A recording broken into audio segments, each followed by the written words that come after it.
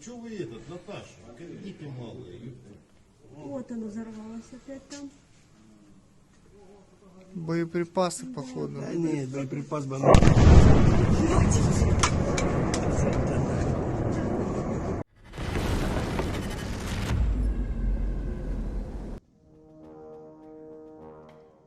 What happened during the Ukrainian strike on Yevpatoria in occupied Crimea? The Ukrainian forces conducted a strike on a Russian S-400 complex, and the strike is reminiscent of the attack on an S-400 complex in Olenivka a couple weeks ago. According to available information, the attack began with drones, which fired missiles at and destroyed the S-400's radars. Once the target was blind, the Ukrainian forces launched multiple Neptune anti-ship missiles, which Ukraine recently reported they had converted for use against land-based targets, and destroyed the launchers. The strategy and message here are clear. Ukraine is systematically deconstructing Russia's ability to defend Crimea from missile attacks and letting them know that the strike in Sevastopol yesterday was just the beginning of a new phase of the war. This has huge implications ranging from the Russian Black Sea blockade of Ukrainian grain shipments to Russia's negotiating position with regard to claiming control of the illegally annexed territories. The entire S-400 air defense complex that was destroyed in the night strike on Yevpatoria is worth staggering $1.2 billion. One S-400 system costs $600 million, so it appears two such systems were clustered together in the area. This also means that, simply put, there is little to no air defense in Russia, and what remains of it has been discovered and will be destroyed.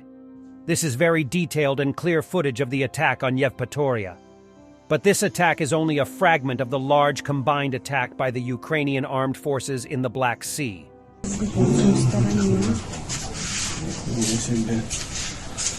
Early in the morning, Ukrainian formations carried out another attack on the Crimean Peninsula. First, 11 airplane-type drones were launched from the vicinity of Odessa for the first time in a long time. The drones were shot down by air defense forces around 5:30 a.m. over Evpatoria. And at about 5:50 a.m., the Ukrainians hit the vicinity of Uyutnoye with an anti-ship missile R-360 Neptune, as a result of which a S-300 surface-to-air missile launcher was hit. Once again, the Ukrainians used the same tactics as they did a few weeks ago, when after the drones raid the positions of the S-300 system were identified and the Neptune was fired at it. First, the Ukrainian forces waited until the ammunition was exhausted and then hit the surface-to-air missile. The Ukrainians also attacked several times over the past 2 days the Black Sea Fleet squadron of warships consisting of the Vasily Baikov and Sergei Kotov. A total of 12 uncrewed boats were observed, 6 yesterday and another 6 today. On September 13th, 3 drones were hit by small arms from the ships, and 3 more by naval aviation helicopters from Katcha airfield and aboard the Vasily Baikov. This night, 5 were destroyed on the approach to the ships, and 1 managed to get close to the Baikov and slightly damaged the board. There is also Tay attack on Sevastopol, which destroyed another Russian ship and the Kaliber armed submarine. And Warthog Defense reported that the Russian forces left Klishchivka near Bakhmut, and now we have another confirmation from Russian military correspondent, which published a first-hand account from Klishchivka and Andriivka. He says he has no reason not to believe this. Igor, hi. I'd like to tell you about Klishchivka and Andriivka. I was just evacuated from there yesterday. I'd like to tell you about our command. A tank's been kicking us out for 24 hours.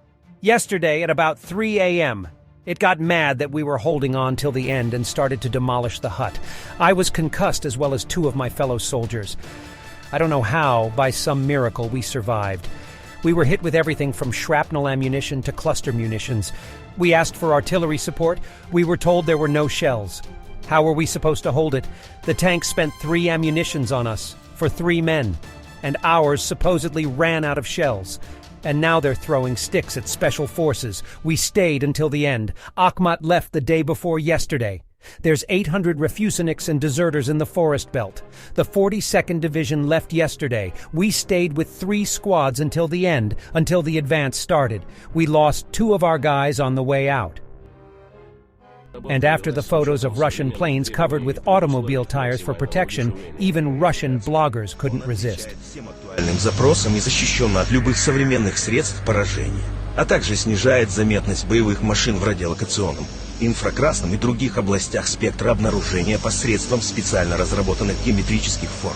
Благодаря новой технологии мы можем позволить себе провести апгрейд практически всех воздушных портов, находящихся на вооружении. Сегодня все самолеты, находящиеся на территории Ливонии, снабжены этим современным комплексом, а боевые задачи выполняются строго в установленном порядке. Shoigu is no longer confident of victory. In a year and a half of war, his rhetoric has changed from "domination has been won" to "we survived the summer. We are keeping the defense." Let's compare this speech with a more upbeat speech at the Defense Ministry meeting a month after the invasion began. Both speeches can be watched in one video. В целом основные задачи первого этапа операции выполнены.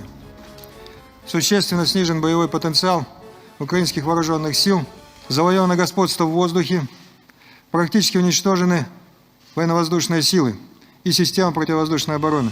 Перестали существовать военно-морские силы страны. Значительные потери понесли все соединения сухопутных и десантно-штурмовых войск. Уже который месяц контрнаступления мы пережили или прошли уже, вы помните, весенняя, летняя кампания, вот сейчас пришла осенняя кампания. Ну, собственно, она сейчас идет.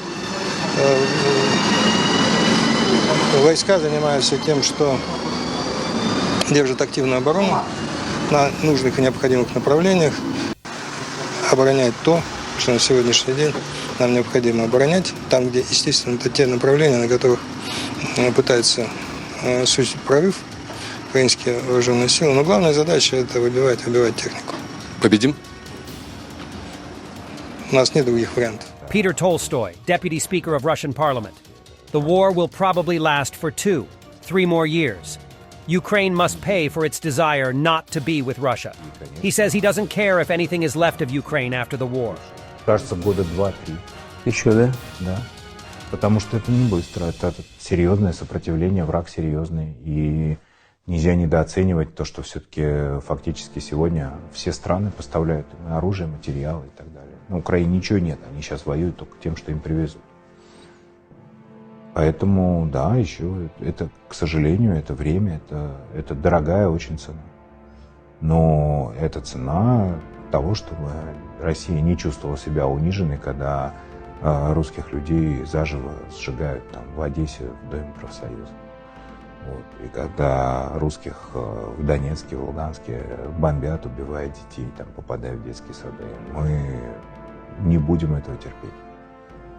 И, конечно, это очень высокая цена для бывшей Украины.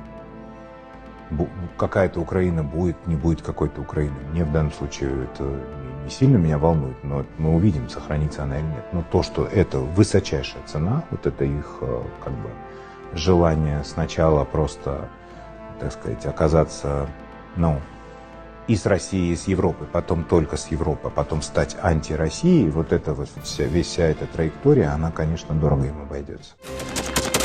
Thanks for watching, and don't forget to subscribe. Also, if you want to support Warthog Defense, please become our member and get early access to new videos, exclusive members-only videos, and become administrator in comment section. The membership link is in the description. Every day. We had a guy last week, it's 6 rescues in 6 days. You know, he's doing the job every day.